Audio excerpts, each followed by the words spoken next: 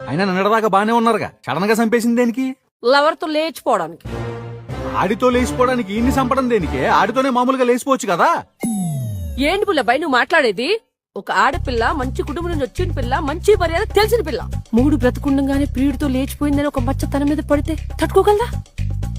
కనీసం పెళ్లికి ముందాన్ని ప్రేమిస్తున్నానని పేరెంట్స్ తో చెప్పుండొచ్చు కదా. ఎంత ఈజీగా చెప్పేశా పుల్లబాయ్. భయభక్తులు, కట్టుబాట్లు, పద్ధతి పాళ్ల మధ్య పెరిగిన పిల్ల తల్లిదండ్రుల దగ్గర నిలబడి నేను ఒకటి ప్రేమిస్తున్నానని ఎలా చెప్పగలదు పుల్లబాయ్? కనీసం అని లేపేసే ముందు కూర్చోబెట్టి ఒక మాట చెప్తే మనసు ఒప్పుకోకపోయినా మనిషిని బతుకుంటే చాలనుకుని ఆడే దగ్గర ఉండే ఇద్దరికి పెళ్లి చేసేవాడు కదా.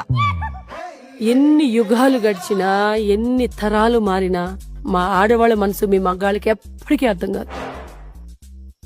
ముగుడే దగ్గరుండి వేరే వాడికి పెళ్లి చేశాడంటే రేపు వాడు సొసైటీలో తలెత్తు తిరగలడా? తాళి కట్టిన మొగుడు నలుగురిలో నవ్వుల పాలు కాకూడదనే కదా వాడిని లేపేసింది. అంటే ఏ యాంగిల్